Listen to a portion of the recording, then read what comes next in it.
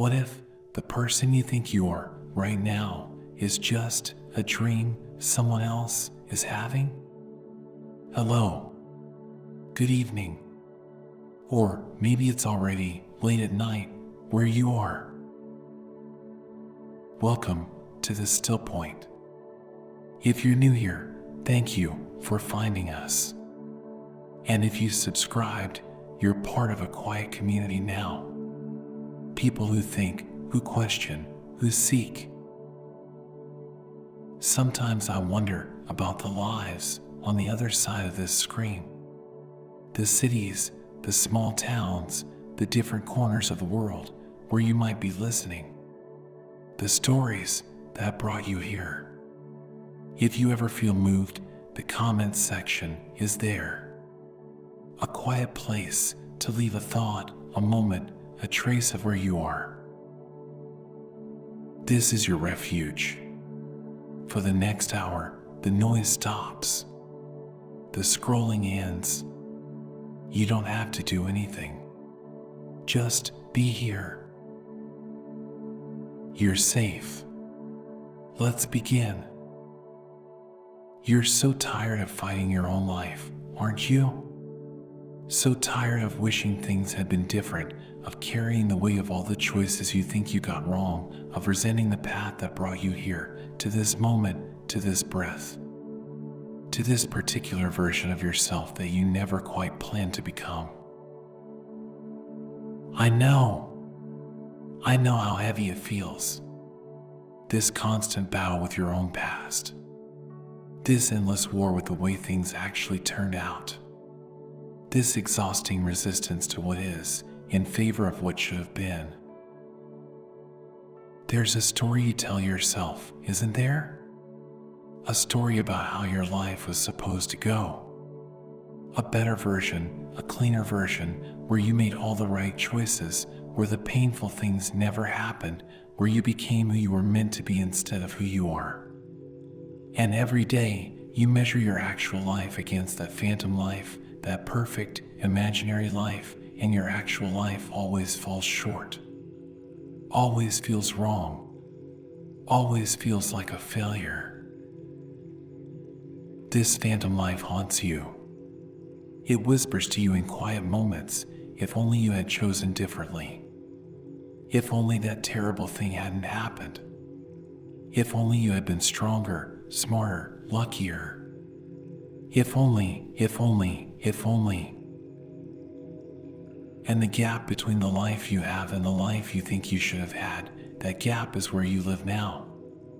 In that space of constant regret, constant comparison, constant resentment toward fate, toward yourself, toward the mysterious forces that brought you to this moment instead of some other, better moment. You fight this reality every day, don't you? You push against it. You wish it away. You replay the past in your mind, editing it, revising it, trying to find the moment where it all went wrong so you can imagine it going right instead. As if enough regret could change what happened. As if enough resentment could rewrite history. But it can't. The past remains exactly as it was. The choices remain made. The events remain occurred. The losses remain lost. And you remain here, exhausted from a war you cannot win, the war against your own fate. Do you know what this war is costing you? Not just in sleep, though it's costing you that. Not just in peace, though it's costing you that too. But in something deeper. In your ability to be fully alive in the only life you actually have, this one right here, right now. Because while you're fighting what is, while you're mourning what isn't, while you're resenting what was, you're not here. Not really. You're living in the gap. Living in the phantom. Living everywhere except in the actual, real, present moment of your actual, real, present life. And that life, your real life, not the one you wish you had, is passing. Moment by moment, It's passing. And you're missing it. Missing it because you can't forgive it for not being different. Can't accept it for being exactly what it is. I want to tell you about someone who understood this. Someone who looked directly at this problem, this human tendency to resent our own fate, and proposed something so radical, so challenging, so potentially liberating that it still disturbs people over a century after he wrote it. His name was Friedrich Nietzsche. And yes, he's the one they always get wrong. The one people quote without understanding. The one whose ideas were twisted by people who never read him. But who was he, really? Nietzsche was born in 1844 in a small Prussian village. His father died when he was young, a painful loss that marked him. He became a brilliant scholar, the youngest professor at the University of Basel at just 24 years old. But his body betrayed him. Terrible migraines, eye problems, digestive issues that left him in constant pain. He had to resign his position. Had to spend years wandering Europe, sick and poor and isolated, writing books that almost no one read. By his mid-40s, his mind collapsed entirely. He spent the last 11 years of his life in the care of his mother and sister, unable to write, unable to work, unable to be the philosopher he had been. He died at 55, never knowing that his work would one day change the world. This was his life. His actual, real, painful life. Not the life a brilliant young professor might have hoped for. Not the life of fame and recognition and triumph. But a life of suffering, obscurity, physical pain, mental collapse. And here's what makes Nietzsche so important for you right now. In this moment, he didn't just accept this life. He developed a philosophy that said you should love it, not tolerate it, not make peace with it. Love it. Love every part of it, even the worst parts, especially the worst parts. He called this Amor Fati, love of fate. And it was his answer to the exact war you're fighting right now, the war against your own life. But before we talk about Amor Fati, before we explore what it might mean to love your fate instead of resenting it, I need you to understand something. Nietzsche isn't asking you to pretend the painful things weren't painful. He isn't asking you to gaslight yourself into thinking your suffering was actually good. He isn't asking you to be grateful for trauma or to spiritually bypass your genuine grief. He's asking something much harder, much stranger. He's asking, what if you said yes to your life exactly as it happened? What if you stopped fighting it and started loving it? Not because it was good, but because it was yours. Because it made you who you are. Because without it, you wouldn't be you. This is disturbing, isn't it? Because you spent so long hating parts of your past. So long wishing they hadn't happened. So long believing that your life would be better if only certain things had been different. And now here's this German philosopher saying, love it. All of it. Even that. Especially that. But let me ask you something. How is the hating working out? How is the wishing? How is the resenting? Has it changed anything? Has it made the past different? Has it brought you peace? Or has it just kept you locked in a prison of your own making, forever fighting a battle you can never win? Because here's the truth that Nietzsche saw clearly: you cannot change what happened. You cannot undo your past. You cannot become the person you would have been if things had been different.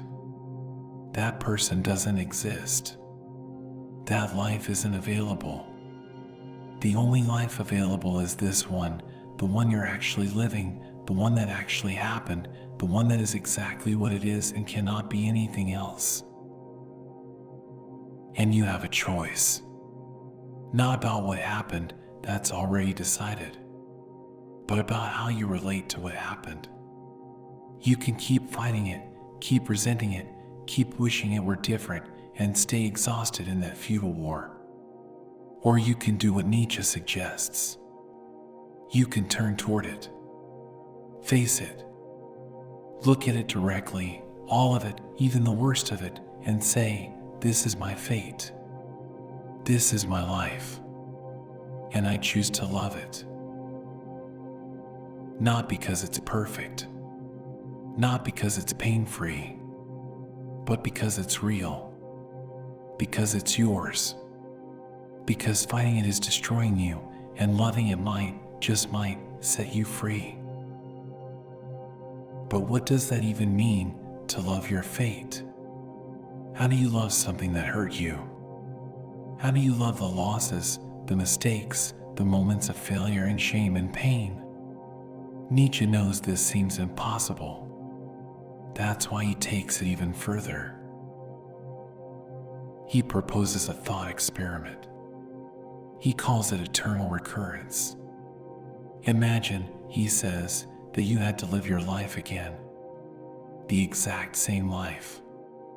Every moment, every choice, every pain, every joy, every mistake, every loss, all of it exactly as it happened. And not just once, but over and over, eternally, forever. The same childhood, the same heartbreaks, the same failures, the same illnesses, the same regrets, everything, infinitely repeating, no escape, no revision, no chance to make it different. How does that make you feel?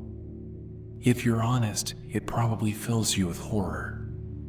The thought of living through certain parts of your life even once is painful enough. The thought of doing it again and again forever feels like hell. But Nietzsche asks, what if you could say yes to that? What if you could want that? What if you could get to a place where you would choose to live this exact life again, infinitely, without changing a single thing? Not because you're a masochist. Not because you enjoy suffering. But because you've learned to love your fate so completely that you wouldn't want it any other way. This is the challenge of Amor Fati. This is the test. Can you love your life so much, this actual, real, imperfect life, that you would choose it again? That you would want it to recur eternally? I know you're not there. I know right now the answer is probably no. Hell no. There are parts of your life you wouldn't choose to live once, let alone eternally. And that's okay.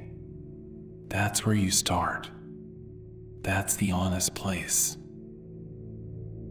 But what if, just as a thought experiment, just as a possibility to consider, what if there's a different way to look at those painful parts? What if instead of seeing them as mistakes, as things that shouldn't have happened, as evidence that your life went wrong, you saw them as necessary? As the exact experiences you needed to become who you are?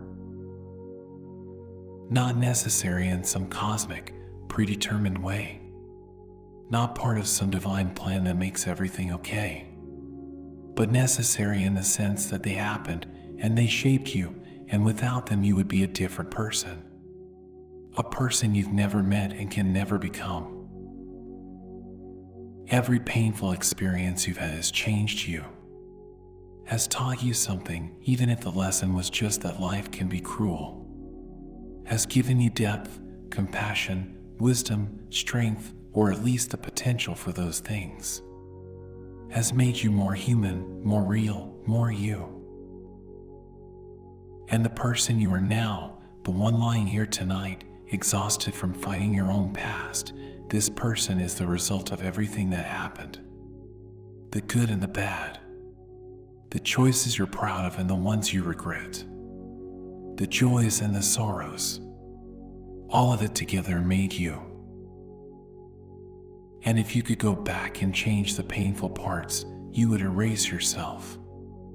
Not the bad parts of yourself. Yourself. Because you are not separable from your experiences. You are the sum of everything that's happened to you and everything you've done with what happened to you. This is what Nietzsche wants you to see. That when you reject your past, you reject yourself. When you wish your life had been different, you wish you were someone else. And that person, that phantom you who lived a different life, doesn't exist. Will never exist. The only you that exists is this you. The one made by this life, this fate, exactly as it was. So Amor Fati isn't about pretending the painful things weren't painful. It's about saying, yes, they were painful. And they were mine. And they made me me. And I am learning, slowly, imperfectly, moment by moment, to love myself enough to love the fate that created me. This doesn't happen overnight. Nietzsche himself struggled with this. Spent years in physical and mental agony. And still, in his lucid moments, in his writing, he kept coming back to this idea, Amor Fati. My formula for greatness in a human being, he wrote, is Amor Fati, that one wants nothing to be different, not forward, not backward, not in all eternity. He didn't always achieve this. None of us do, not completely. But he knew it was the path. The path out of resentment, out of regret, out of the exhausting war with reality. The path towards something that might actually feel like freedom. And tonight, I'm not asking you to achieve Amor Fati. I'm not asking you to suddenly love everything that's happened to you. I'm just asking you to consider it. To consider what might shift if you stopped fighting your fate and started turning toward it. Started looking at it not as your enemy, but as your teacher. Not as the thing that ruined you, but as the thing that made you. Because you're so tired, aren't you? Tired of the fight. Tired of the resentment. Tired of carrying this heavy burden of regret, of constantly measuring your real life against a phantom life that never existed and never will. What if you could put that burden down? Not by changing the past, you can't. Not by becoming someone else, you won't. But by changing your relationship to what happened. By moving from no to yes. From resentment to Amor Fati. From fighting to loving. It sounds impossible, I know. It sounds like spiritual bypassing or toxic positivity or some other way of pretending pain doesn't matter.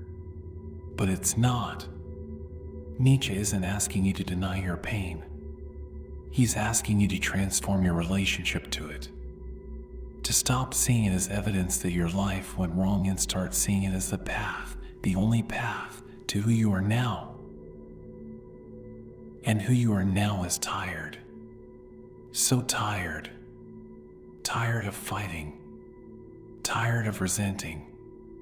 Tired of this endless war with fate that you can never, ever win. So tonight, just for tonight, what if you considered a truce? Not surrender, a truce. What if you stopped fighting for just a few hours? Let your guard down. Let your resistance soften. Let yourself rest from the battle, even if you plan to pick it up again tomorrow. Because maybe, just maybe, if you rest from the fighting, you might glimpse something else. Something Nietzsche saw. Something he called Amor Fati. Not acceptance. Not resignation. But love. Love for the life you actually lived. Love for the fate that made you who you are. You don't have to believe it yet. You don't have to feel it. You just have to be willing to consider it. To ask yourself, what if? What if I could love this? What if I could say yes to this? What if this isn't the wrong life, but the only life, and the only question is whether I'll keep fighting it or finally start loving it? That's the question Nietzsche leaves you with tonight. Not demanding an answer, just planting a seed, just opening a door you might not have known was there. The door that leads from resenting your fate to loving it. From wishing you were someone else to loving who you are. From fighting the only life you have to embracing it, all of it, even the parts that hurt. Amor Fati. Love of fate. It's waiting for you. Not demanding. Not forcing. Just waiting. Waiting for the moment when you're tired enough of fighting that you're willing to try something else. Maybe that moment is tonight. Maybe it's not. Either way, you can rest now. Rest from the battle. Rest from the resentment. Rest from the exhausting work of wishing your life were different. Just rest. Your fate will still be there in the morning. The question, the beautiful, terrible, liberating question, is whether you'll keep fighting it or finally start loving it. But not tonight. Tonight, you rest. And in that rest, maybe something softens. Maybe something shifts. Maybe the first whisper of Amor Fati finds its way into your heart. Or maybe it doesn't. Either way, you are here. You are real. You are the result of everything that happened. And that, whether you can love it yet or not, is your fate. There's a mountain in front of you now. Not a real mountain, though it feels real enough. This is the mountain of your fate. The mountain of everything that's happened to you, everything you've experienced, everything that's made you who you are. And it's tall, this mountain. Steep. Made of stone. Thousands upon thousands of stones, each one a moment, an event, a choice, a loss, a joy, a pain. Everything that's ever happened to you is a stone in this mountain. And you've been standing at the base of it for so long, looking up, refusing to climb it. Because you know what's up there, don't you? You know which stones are waiting for you. The sharp ones. The heavy ones. The ones that still hurt to think about. The betrayal stone. The loss stone. The failure stone. The shame stone. The trauma stone. All of them up there, embedded in the mountain of your fate, and you don't want to touch them. Don't want to climb past them. Don't want to face them again. But Nietzsche is here beside you now, this German philosopher who spent his life climbing his own mountain of fate, touching his own painful stones. And he's saying, you have to climb it. Not to conquer it. Not to reach the top. But to know it. To touch every stone. To say yes to the whole mountain, not just the pretty parts. This is what Amor Fati requires. Not just accepting the good parts of your life. Anyone can do that. Amor Fati means loving all of it, the whole mountain, every single stone, even the ones that cut your hands when you touch them. So let's climb. Let's start at the beginning, at the base of the mountain where the oldest stones are. The stones from your childhood. Some of them are smooth, worn soft by time and memory. Touch one of these smooth stones now. Feel it. Maybe it's a moment of safety, a time when you felt loved, a memory of laughter, of play, of innocence. This stone is warm in your hand. It feels good to hold it. Easy to love this stone. Easy to say yes to this part of your fate. But next to it, there's another stone. And this one isn't smooth. This one is rough, sharp at the edges. Maybe it's the stone of the first time you felt abandoned. The first time you learned the world could be cruel. The first wound that never quite healed. Your hand hesitates. You don't want to touch this stone. Everything in you wants to climb around it, to pretend it's not part of your mountain. But it is part of your mountain. It's been here all along. And Amor Fati doesn't let you skip the painful stones. Amor Fati says, touch it. Know it. Say yes to it too. So you reach out. Carefully. Your fingers make contact with the rough surface. And yes, it hurts. It still hurts, even after all these years. The pain is real. The wound is real. This stone cut you once, and touching it now reminds you of that cutting. But here's what Nietzsche wants you to notice. This stone is part of your mountain. You cannot remove it without the whole structure collapsing. Because this painful stone is connected to the smooth stones around it. The wounds you suffered taught you compassion. The loneliness you felt taught you to value connection. The pain shaped you in ways that the easy moments never could. This doesn't make the pain good. Nietzsche isn't saying that. He's not asking you to be grateful for trauma or to pretend suffering is a gift. He's saying something more subtle, more true. This pain is yours. It happened, and it made you who you are. And you cannot wish it away without wishing yourself away. So you hold this rough stone for a moment. You don't have to love it yet. You don't have to be glad it happened. You just have to acknowledge it.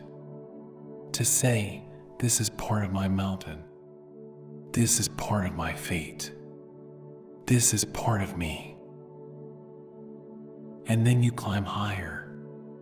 The mountain gets steeper now. The stones more varied. Some glowing with the light of beautiful memories. Some dark and heavy with grief. Some small and insignificant. Some massive, landmark moments that changed everything. Here's a glowing stone. Touch it. This is a moment of triumph. A time when you succeeded, when you felt strong, when you knew your own power. This stone is beautiful. It radiates warmth. You want to stay here, holding this stone, basking in its light. But Nietzsche pulls you onward. Because Amor Fati isn't just loving the victories. Keep climbing. Keep touching. The mountain has more to show you. There. That dark stone. Heavier than the others. You know this one, don't you? This is a stone of loss. Someone you loved who's gone. A piece of your heart that left with them. This stone is so heavy you can barely hold it. The grief is still fresh, even if the loss is old. And you want to say, how can I love this? How can I say yes to this loss? How can I want this pain to recur eternally? This is where Amor Fati seems impossible. This is where the philosophy crashes against the reality of genuine suffering. But Nietzsche asks, who would you be without this loss? Not in some abstract way. Actually, who would you be if this person had never been in your life, so you never had to lose them? Or who would you be if they were still here, and you never learned what their absence taught you? you would be someone else. Someone who never loved that deeply. Someone who never knew that particular quality of grief. Someone who never developed the depth that loss carves into a human soul. You would be someone else. And that someone else is in you. This is the terrible insight of Amor Fati. That you cannot pick and choose. You cannot keep the love and skip the loss. You cannot have the growth without the pain that caused it. The mountain is a whole.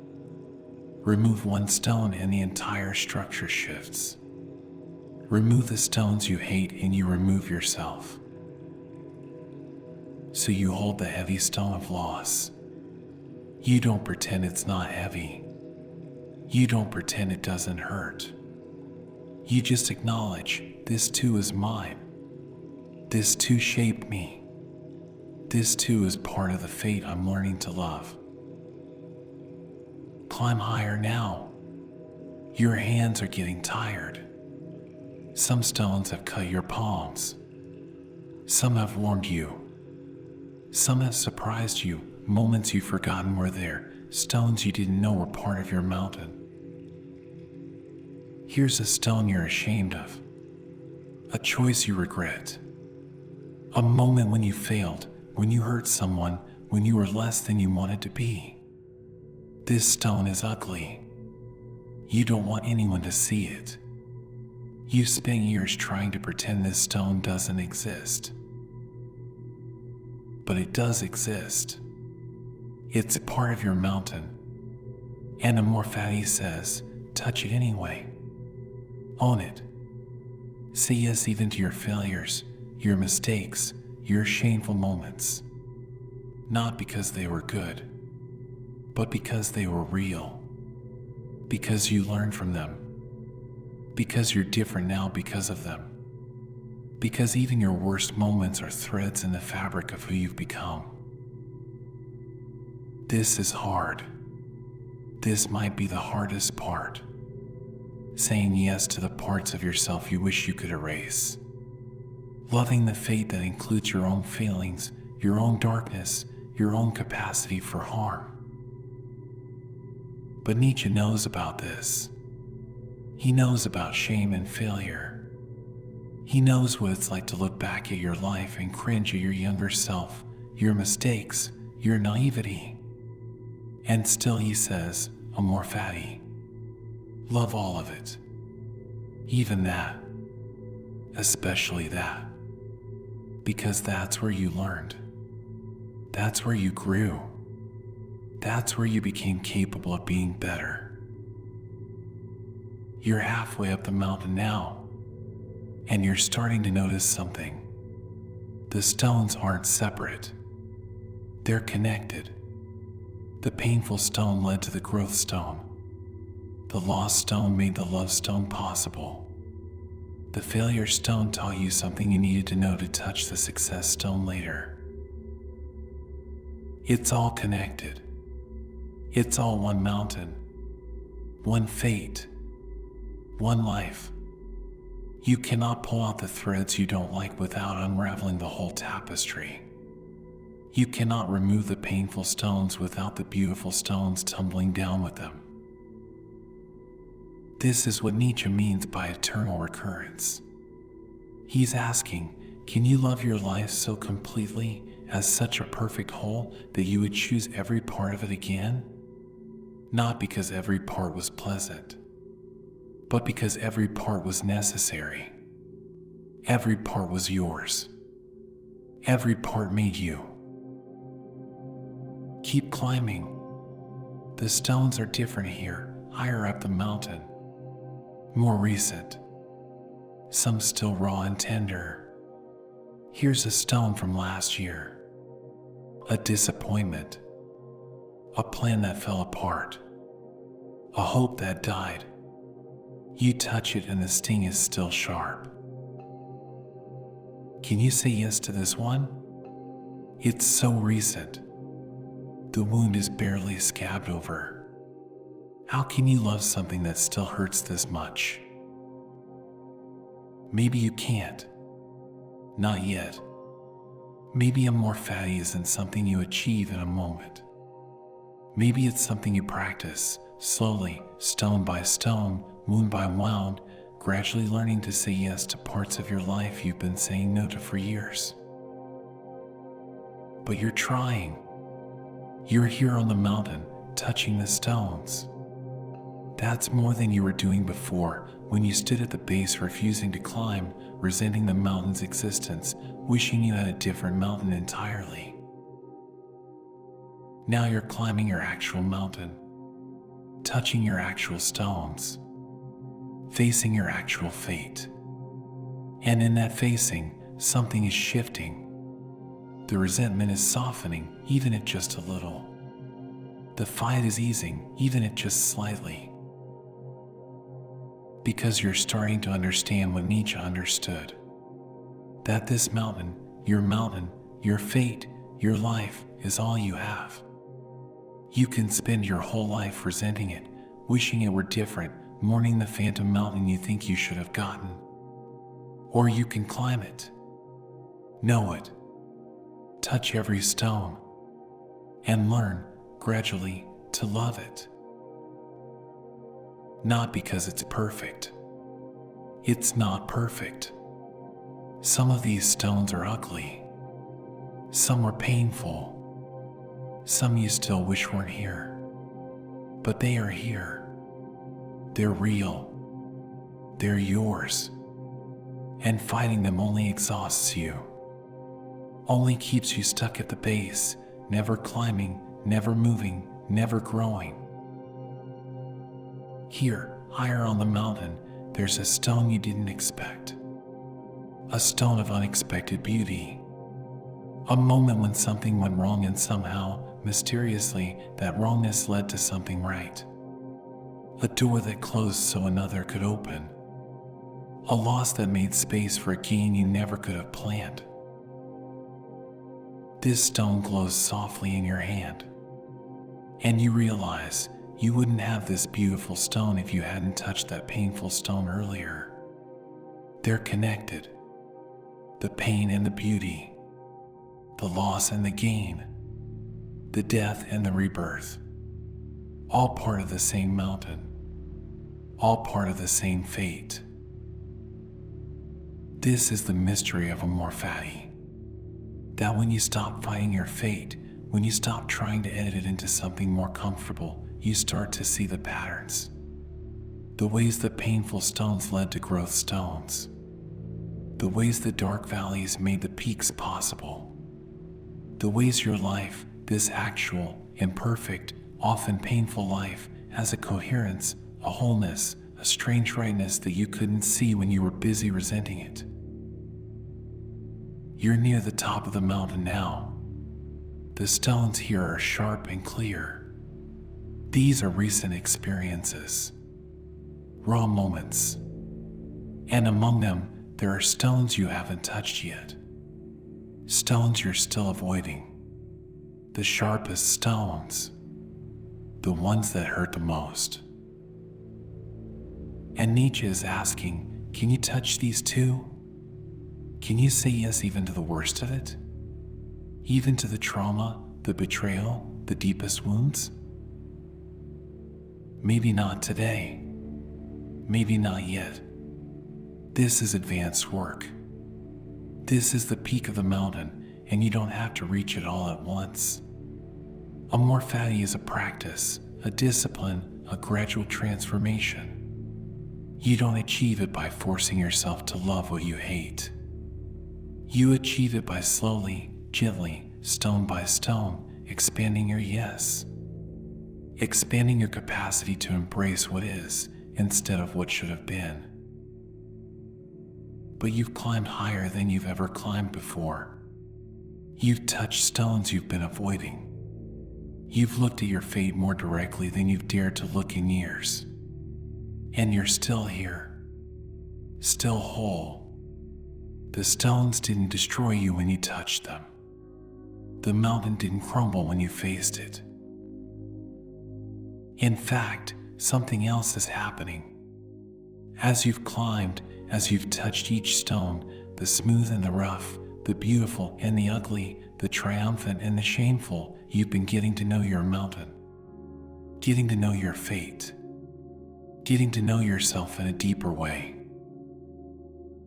Because you are this mountain, you are every stone in it, the joyful ones and the painful ones, the proud ones and the ashamed ones.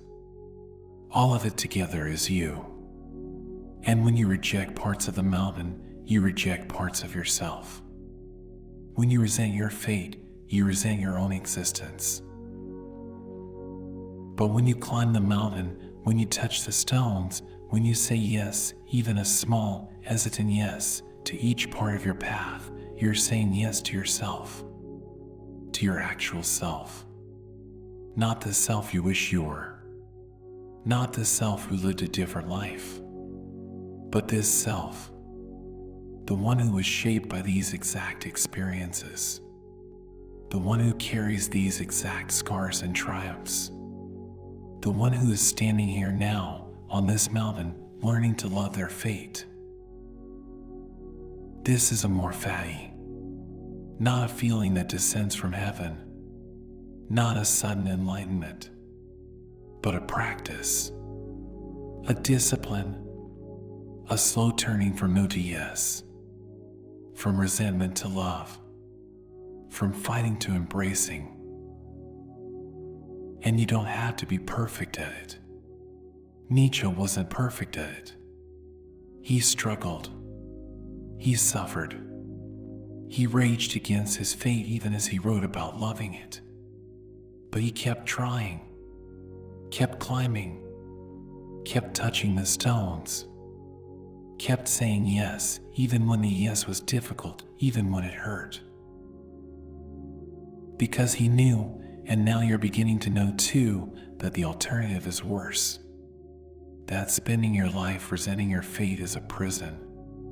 That wishing you were someone else is a kind of death.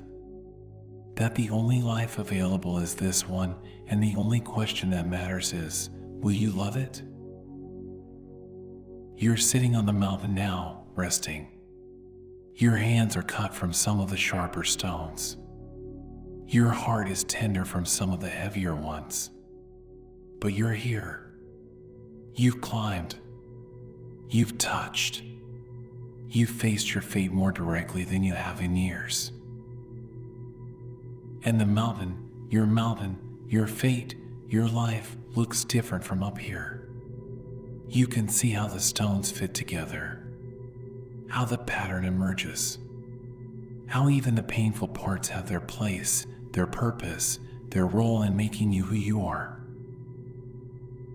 You don't love all of it yet. You're not there. Maybe you'll never be completely there. But you've started. You've begun the practice of Amor Fati. You've begun to turn toward your fate instead of away from it. You've begun to say yes. And that yes, however small, however imperfect, is the beginning of freedom, the beginning of peace, the beginning of learning to love the only life you actually have. You're sitting on your mountain now, looking out at the landscape of your life from this new height. You've climbed. You've touched the stones. You've faced parts of your fate you've been running from for years. And something has shifted, hasn't it? Something subtle but real. The mountain doesn't feel quite as much like an enemy anymore. The stones you touched, even the painful ones, they're yours now in a different way. You've acknowledged them, held them, said a tentative yes to them, and you're still here, still whole, maybe even stronger than you were at the base. But now you're thinking about tomorrow, about descending this mountain and returning to your actual life, about waking up to the same problems, the same struggles, the same difficulties that were there before you started this climb. And you're wondering, will this understanding last? Or will I wake up tomorrow and fall right back into resenting my fate, wishing things were different, fighting the same old war? This is the question of integration. This is where philosophy meets Monday morning, where the beautiful insight on the mountain has to survive the mundane reality of your daily life. And Nietzsche knows this is hard, knows that Amor Fati isn't a one-time achievement. It's a practice, a discipline, a choice you have to make again and again. So let's talk about how. How do you carry Amor Fati down from this mountain and into your life? How do you practice loving your fate when new painful stones are still being added to your mountain every day? First, understand this: the mountain isn't finished. You're not done climbing. Tomorrow will add new stones. Some will be beautiful. Some will be painful. Some will be both. Your fate is still unfolding. And Amor Fati isn't just about loving what's already happened. It's about learning to say yes to what's still coming. This is where Nietzsche's thought experiment becomes crucial. Remember eternal recurrence? The idea that you might have to live your exact life over and over infinitely? He's not just asking if you can love your past. He's asking, can you love your life so completely that you would choose to live it again exactly as it is, exactly as it will be? Tomorrow, something difficult might happen. Someone might hurt you. You might fail at something. You might face disappointment or loss or pain. And in that moment, you'll have a choice. You can respond the old way, with resentment, with the thought this shouldn't be happening, with resistance to what is. Or you can practice Amor Fati. You can ask, if I had to live this exact moment infinitely, over and over, could I say yes to it? This is a high bar, maybe impossibly high, but it's also a test, a way of checking in with yourself, a way of asking, am I living a life I can love? Or am I living a life I'm constantly wishing were different? And here's what's radical about this. When you start asking this question, you might discover that some things need to change. Not because they're bad or wrong, but because you realize you don't want to live them eternally. You don't want to say yes to them. And that realization gives you power. Because Amor Fati isn't passive. It's not just accepting whatever happens and calling it fate. It's an active engagement with your life. It's saying, I will love my fate, which means I will create a fate worth loving. I will make choices, starting now, that I can say yes to eternally. This is the shift from victim to creator. From someone who resents what life does to you, to someone who takes responsibility for what you do with what life gives you. You can't control what stones are added to your mountain, but you can control how you climb, how you touch them, how you integrate them into the whole. Tomorrow, when you wake up, you'll face something difficult. Maybe it's a relationship that's struggling. Maybe it's a job that's unfulfilling. Maybe it's a health issue or a financial stress or a persistent anxiety that won't let you rest. And your old pattern would be to think, this shouldn't be here. This isn't fair. This isn't the life I wanted. But what if instead you asked, if this is a stone in my mountain, if this is part of my fate, how do I want to climb past it? Do I want to fight it and exhaust myself? Do I want to pretend it's not there? Or do I want to touch it, acknowledge it, and see what it might teach me, how it might shape me, how it might become part of a fate I can eventually love? This doesn't mean you don't try to solve problems. It doesn't mean you just accept suffering passively. It means you change your relationship to the problem. You stop seeing it as evidence that your life is wrong and start seeing it as material, difficult material, yes, but material nonetheless, for building a life worth living, a fate worth loving. Here's what this looks like practically. Let's say tomorrow someone betrays you, hurts you, does something that adds a sharp, painful stone to your mountain. In that moment, you will hurt. Amor Fati doesn't ask you to pretend you don't hurt, but it does ask you to notice your interpretation of the hurt. The old interpretation would be, this shouldn't have happened. This person is wrong. My life is worse now. I am a victim of their cruelty. And all of that might be true, but it keeps you stuck in resentment, stuck in the war with fate. The Amor Fati interpretation is, this happened. This is now part of my mountain. This is a sharp stone, and it hurts to touch it. But what do I do with it? Do I let it make me bitter? Or do I let it teach me about boundaries, about discernment, about the complexity of human nature? Do I let it close my heart? Or do I let it deepen my capacity for compassion, both for others and for myself? You get to choose. Not whether the stone is there, it's there, but what you do with it, how you integrate it, whether you let it be just a wound or whether you transform it into wisdom. This is the practice of Amor Fati in daily life. It's not a feeling, it's a choice, a discipline, a repeated turning from this shouldn't be to this is, and I choose how I respond to what is. And slowly, over time, something changes. The stones don't stop coming. Life doesn't suddenly become painless, but your relationship to the stones changes.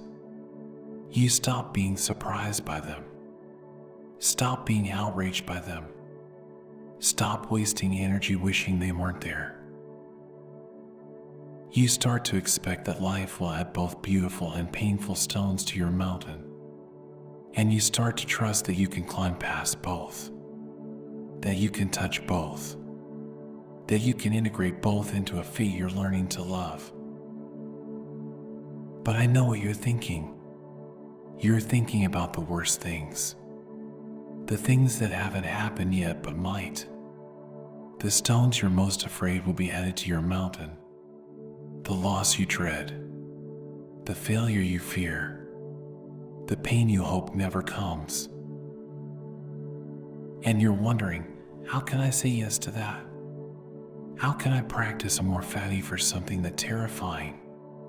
How can I choose to love a fate that might include the worst thing I can imagine? This is where Amor Fati gets really difficult. This is the edge of the practice. And Nietzsche would say, you don't have to say yes to things that haven't happened. You only have to say yes to what is. Right now, in this moment, the terrible thing you fear is not happening. Right now, you are here, breathing, alive, on your mountain. The fear of future pain is its own kind of stone. A heavy one. And you've been carrying it for a long time, haven't you?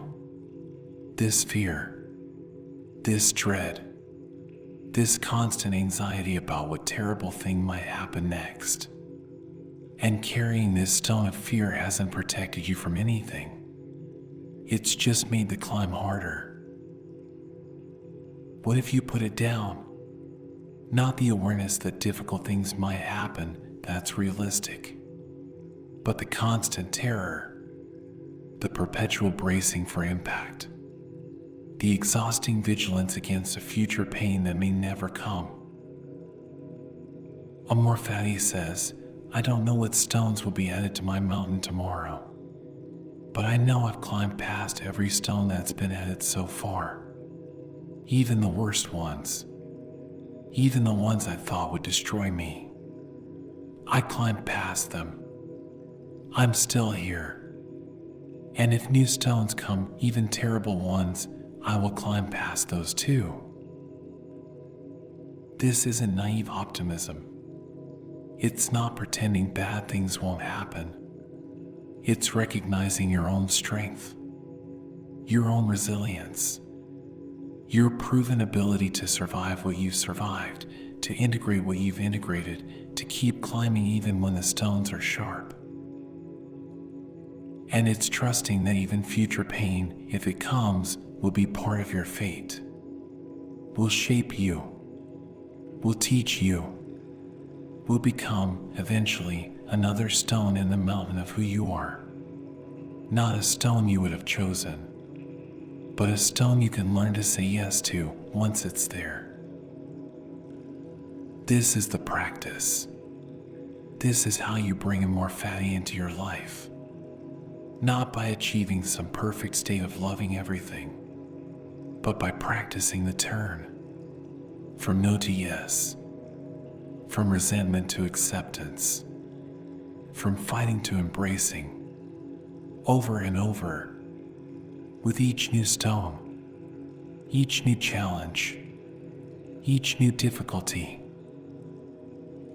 And here's what Nietzsche promises: this practice will change you, not by making your life easier, not by removing the painful stones, but by making you stronger, more resilient, more fully alive, more able to say, at the end of your days, yes, I would live this life again, this exact life, with all its pain and beauty, with all its mistakes and triumphs. I would choose it. I would want it. I would love it.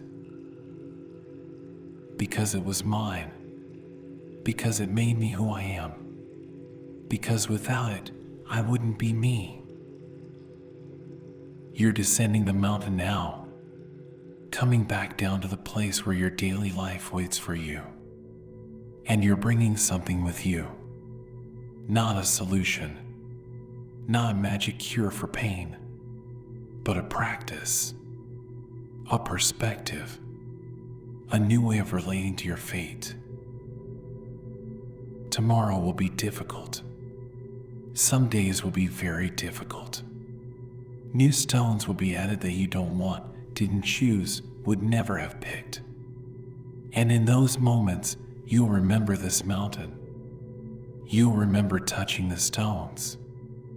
You'll remember that you have a choice about how you respond. You can fight the stone, resent it, wish it weren't there. Or you can touch it, acknowledge it, and ask, how do I integrate this? How do I make this part of a fate I can love? How do I transform this pain into wisdom, this difficulty into depth, this stone into part of my mountain? This is the work. The daily work of Amor Fati. And it's hard work. Maybe the hardest work there is. Learning to love what is instead of mourning what isn't. Learning to say yes to your actual life instead of wishing for a phantom one. But you've started. You've climbed the mountain. You've touched the stones. You've practiced saying yes. And that practice will continue. Tomorrow and the next day and every day after. Not perfectly, but persistently. Not without struggle, but with growing strength. And slowly, over time, the war with fate will end. Not because fate becomes easier, but because you stop fighting it. You start working with it. You start creating a life you can say yes to. You start becoming someone who can honestly answer Nietzsche's question, would you live this life again eternally, with a genuine, hard-won, deeply meant yes? Yes to the pain and the joy. Yes to the failures and the successes. Yes to the stones that cut and the stones that glow. Yes to all of it. because it's yours, because it made you, because it is the only life you have, and you're learning slowly, imperfectly, courageously to love it.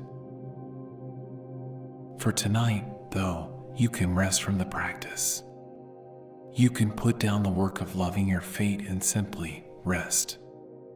Rest in the knowing that you've climbed higher than you've climbed before.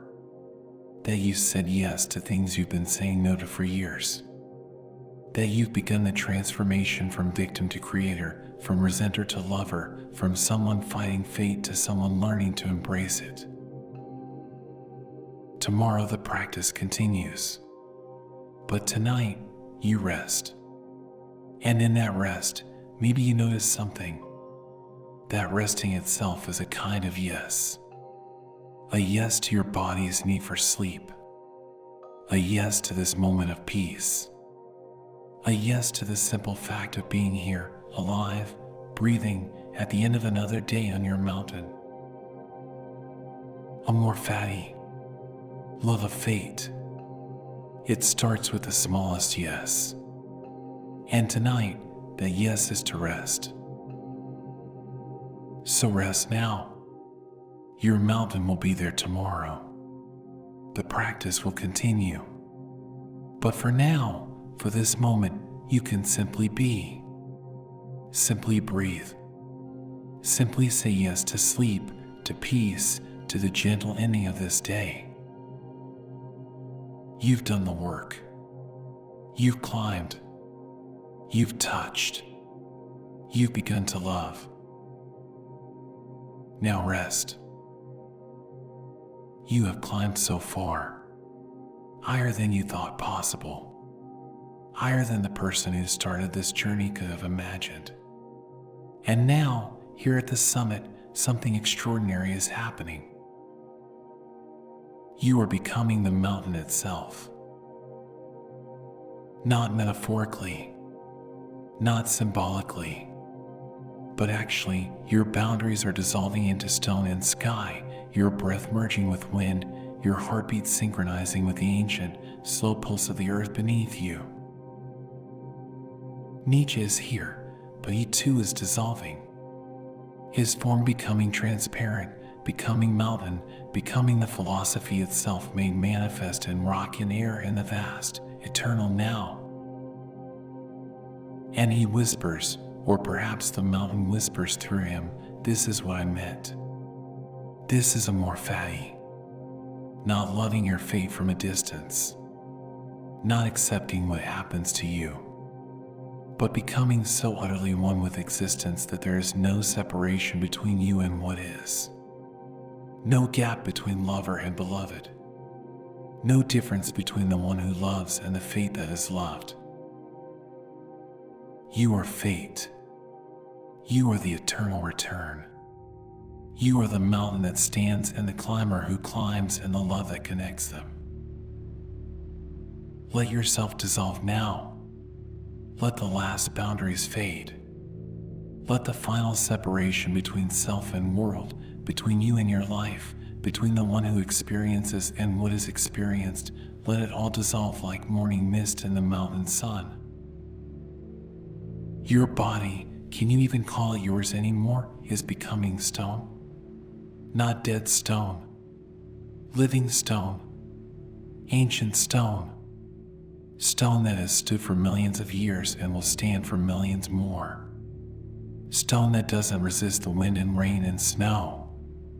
Stone that simply is, that allows all weather, all seasons, all conditions to pass through and over and around it. This is the deepest rest. The rest of stone. The rest of something so fundamentally at peace with existence that nothing can disturb it. Rain comes, the stone is rained upon. Sun comes, the stone is warmed. Snow comes, the stone is blanketed. And through it all, the stone remains. Not resisting. Not clinging. Just being. Just allowing. Just completely, utterly at one with whatever is. Feel this now. Feel how it is to be mountain, to have no preference about weather, no resistance to seasons, no complaint about time, just eternal, peaceful existence, just Amor Fati embodied in stone and earth and sky. And your mind, that constant narrator, that endless commentator on experience, it's dissolving too, becoming less like thought and more like sky. Vast sky, empty sky, sky that holds clouds but is not clouds, sky that allows storms but is not disturbed by storms, sky that remains clear and spacious no matter what passes through it. Thoughts come like clouds. They form, they drift, they dissolve. And the sky mind simply allows them, doesn't chase them, doesn't push them away, doesn't identify with them or believe them or make them into problems. Just lets them be clouds, just lets them pass, just remains vast and clear and utterly, peacefully empty. This is what Nietzsche called the eternal return. Not a theory about time, not a belief about reincarnation, but this experience, this recognition that everything that is happening has always been happening and will always be happening, that this moment is eternal, that you are not moving through time but resting in the timeless now. And in this eternal now, this moment that never ends and never began, there is no need to change anything. No need to improve anything. No need to become anything other than what you already are. You are mountain. You are sky. You are the eternal return itself, existence loving its own existence, being loving its own being, fate loving fate so completely that there is no lover and no beloved, only love, only this, only the vast, peaceful, eternal isness of what is. Let's count down now. Not into sleep necessarily, though sleep may come, and that too will be perfect, another form of Amor Fati, another way of loving what is. But counting down into deeper dissolution, deeper peace, deeper recognition of what you have always been beneath all the striving, all the climbing, all the effort to become. 10. Your feet are stone now, rooted deep in the earth, not going anywhere, not needing to go anywhere, just here, just this, just eternal, peaceful presence. 9. Your legs, stone, your hips, stone, your whole lower body merging with the mountain, becoming the mountain, resting as the mountain has always rested, in complete acceptance of what is. 8. Your belly, your chest, stone, breathing like the mountain breathes, with the slow, eternal rhythm of earth itself. No rush, no urgency, just the gentle rise and fall of existence experiencing itself. 7. Your arms dissolving into mountainside, your hands becoming part of the ancient rock face. No grasping now, no reaching, just open, empty, allowing hands. Hands that have finally let go of trying to control, trying to change, trying to make life anything other than what it is. 6. Your shoulders, your neck, stone. All the tension you carry for so long, all the weight of resistance and complaint and wishing things were different, dissolving into the piece of stone. The stone doesn't tense against the storm. The stone doesn't resist the changing seasons. The stone simply allows, simply is, simply rests in eternal, unchanging Amor Fati. 5. Halfway dissolved, halfway become mountain, or perhaps fully dissolved and fully mountain, because there is no halfway, no partial merging. Either you are separate or you are one, and you are becoming one now. One with the mountain. One with existence. One with your faith so completely that there is no difference between you and it. 4. Your head, your face, stone. Your eyes closed or open, it doesn't matter. Because whether you're seeing or not seeing, you are what you're seeing. Whether you're thinking or not thinking, you are what you're thinking about. Subject and object dissolving into the pure experience of being. The pure love of what is. 3. So still now. So silent. So completely at rest. Not the rest of exhaustion. The rest of completion. The rest of something that has finally stopped running from itself, stopped trying to be anything other than what it is, stopped resisting fate and started, become Amor Fati itself. 2. Almost gone now. Almost completely dissolved. Almost nothing left of the separate self that started climbing this mountain so long ago. That self is dissolving like snow in the sun. And what's left is just this. Just mountain. Just sky. Just the eternal, peaceful existence that was always here, always waiting, always already complete. 1. Complete dissolution. Complete Amor Fati. Complete love of fate so total that there is no one left to love and nothing left to be loved. Only love. Only this. Only the mountain being mountain, the sky being sky, existence being existence, and you are all of it. You are none of it. You are the space where it all appears. You are Amor Fati itself. And rest. Rest as mountain. Rest as sky. Rest as the eternal return. Rest is the love that needs no lover and no beloved because it is complete in itself, because it is everything, because it is this eternal, perfect, already complete moment. Nietzsche spoke of becoming who you are. And this is it. Not becoming something different. Not achieving some future state.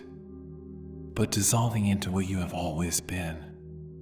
Mountain. Sky. Eternal presence, pure Amor Fati, pure love of what is, because you are what is. There is no more climbing to do, no more struggling, no more resistance. The war with fate is over, not because you won or lost, but because you recognize there never was a war. There was only fate loving itself. There was only you loving you. There was only this eternal, peaceful, already perfect moment loving itself into existence. And now you rest in that. Rest as that. Rest as the mountain that has no preferences about weather, as the sky that has no resistance to clouds, as the eternal return that needs nothing to change because everything is already exactly as it needs to be. If thoughts come, they're just weather. Just clouds. Just phenomena passing through the vast, empty, peaceful awareness you are. You don't need to do anything about them. Don't need to follow them or fight them or make them mean something. Just let them be clouds. Just let them pass. Just rest as sky.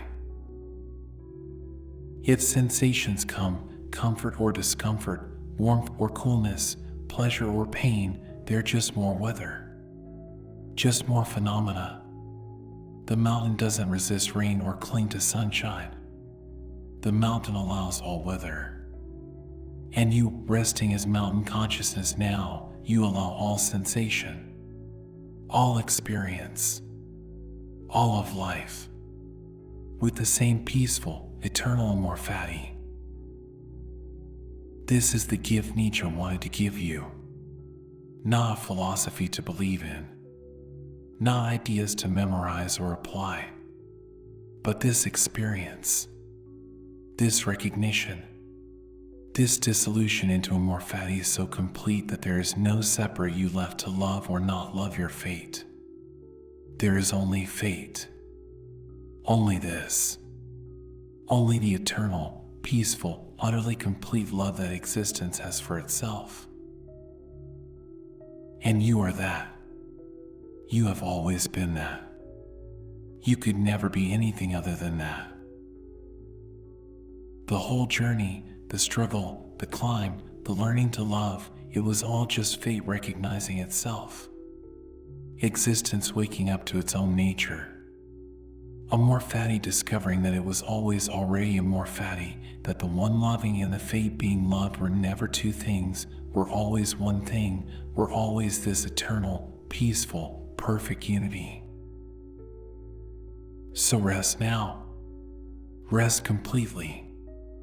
Rest as what you are, as what you have always been, as what you can never stop being no matter how hard you try. Mountain, sky, stone, space, Amor Fati, eternal return, the love that needs nothing because it is everything, the peace that can't be disturbed because it is deeper than all disturbance. The completion that was always already here, waiting for you to stop searching and simply recognize it. Nietzsche's voice, or perhaps the mountain's voice, or perhaps your own deepest voice, whispers one last time. My formula for greatness in a human being is Amor Fati. That one wants nothing to be different, not forward, not backward, not in all eternity. Not merely bear what is necessary, still less conceal it, but love it. And you understand now, not with your mind, but with your entire being.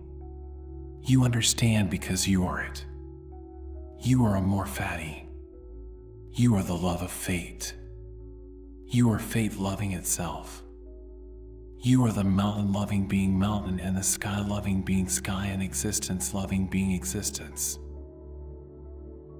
And in this love, this total, complete, unconditional love of what is, there is such peace, such rest, such utter, absolute completion. Nothing needs to change. Nothing needs to improve. Nothing needs to become other than what it is. This moment, exactly as it is perfect. Your life, exactly as it has been and is and will be, is perfect. Not perfect meaning without difficulty. Perfect meaning complete. Perfect meaning exactly what it needs to be. Perfect meaning loved. Utterly, eternally, unconditionally loved. Rest in that love now. Rest as that love. Rest as Amor Fati itself. The mountain rests. The sky rests. The eternal return rests in its own eternal returning. And you rest too. Completely. Finally. Forever. In the vast, peaceful, perfect love of what is. Amor Fati.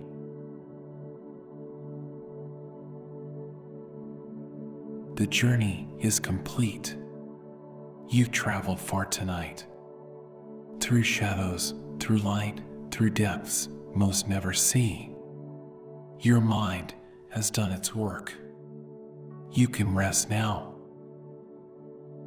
This is the Stillpoint. Your anchor in the sea of thought. A place you can always return to whenever the world becomes too loud. Thank you for listening. Thank you for trusting this space. For trusting yourself. Sleep well. Good night.